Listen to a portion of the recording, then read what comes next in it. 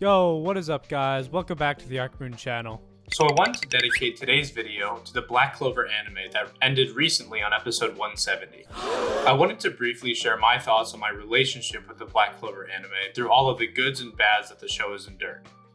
Of course, the manga seems to still be going strong, and we have a movie confirmed, but the status of a TV continuation is still unknown as of now. Before we get into the video, I ask everyone who's seen the Black Clover anime, read the manga, or played the video game to comment their thoughts on this matter. Anyways, let's get into the video. So when I started the Black Clover anime back in the winter of 2019, I was hesitant to continue as it lacked the pristine animation of a One Punch Man, or a bombastic and terrifying start of an Attack on Titan. But I soon came to realize that the show and the characters have a lot of heart. I do admit, the first 20 or so episodes were not the most entertaining. I wasn't yet gripped by any of the characters. However, once we got to the dungeon exploration arc with Mars as the villain turned good guy from the Diamond Kingdom, one of few others that at the time we had not explored at all, the introduction of the wind spirit Sylph, which hints at the other three spirits, two of which we see later on, and the addition of the new sword, the Demon Dweller sword that Asta gets after exploring the dungeon, the show starts to take off. After this arc, when Asta and Yuno meet the Wizard King, Julius Novachrono, they ask what it takes to become the Wizard King, and they receive one answer: to accumulate merit. This serves as one of the primary motivators for our protagonists throughout the series, with some other ethical motivations supporting them as well. Throughout the series, we get introduced to so many charming and interesting side characters, many of which are members of the Black Bull, Asta's squad. I just want to spend the rest of this video going over some of the coolest moments in the anime in no particular order, like some cool character interactions and team-ups. The first moment that pops into my mind as moving or powerful is when Longris and Finral are fighting in the Royal Knight selection exam, and Longris is about to kill Finral because he's under the influence of a resurrected elf. But right before he lands the finishing blow, Asta, Luck, and Magnus surround him immediately, showing off their willingness to fight for their friend. This moment struck me as particularly powerful.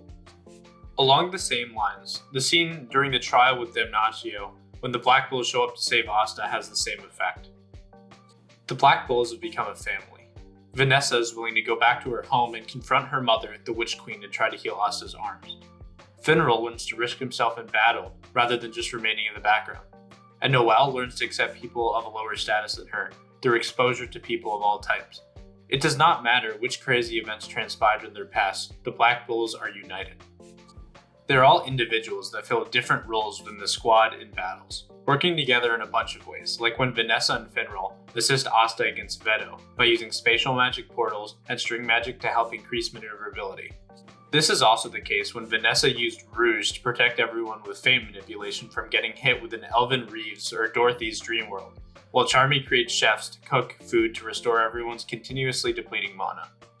The team dynamic is great, even outside the Black Bulls.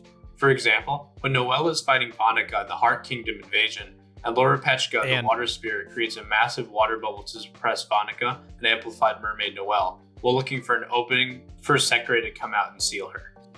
Black Clover is really good at turning battles with sort of standard abilities into more complex ones. For example, when Asta and Yami fight Dante, although their powers are fairly straightforward, the fight choreography and the idea that Yami needed to create an opening just for Asta to negate Dante's body magic added a lot of effect to the fight. Yami had to use his black hole technique to suck up a lot of Dante's gravity magic and projectiles to give Asta an opening. Another moment I really liked is when we see Luck get emotional for the first time after he regains control of his body from when the elf Lufa-Lu possessed it. This is the first time we really see Luck exude any other emotion than bloodlust, and it shows how much he really cares for his friends beyond fighting. He's genuinely guilty here. Another scene I liked is when Noelle reveals her Valkyrie dress for the first time and saves her brother Captain Nozel, and he finally shows respect for her. Although Nozelle's cold actions have good intentions behind them, from Noelle's perspective, she lost face with her family due to the lack of control she has over her immense magic supply that even surpasses the Wizard King. She's effectively talentless though. This Valkyrie dress is the representation of the learned control over her magic and her approaching the ability of her legendary mother Asier Silva. The last moment I wanted to mention was the fight against the Devil Zigred. Taking him out required Yami's help, Sharla's help, Asta's help in his black form with the Black Divider, and even Yuno's help with his new sword of Zephyr. This required basically the help of the entire kingdom, Lumiere and Licht, resurrected to come back and help fight Ziggurat. Of course, Black Clover is filled with content worthy of their own videos, so you can expect a lot more Black Clover content from me in the future. If you like anime, philosophy, and other fiction, please like, share, and subscribe, and hit the bell icon for notifications of future uploads. This has been Arcmoon, and for now, goodbye Black Clover.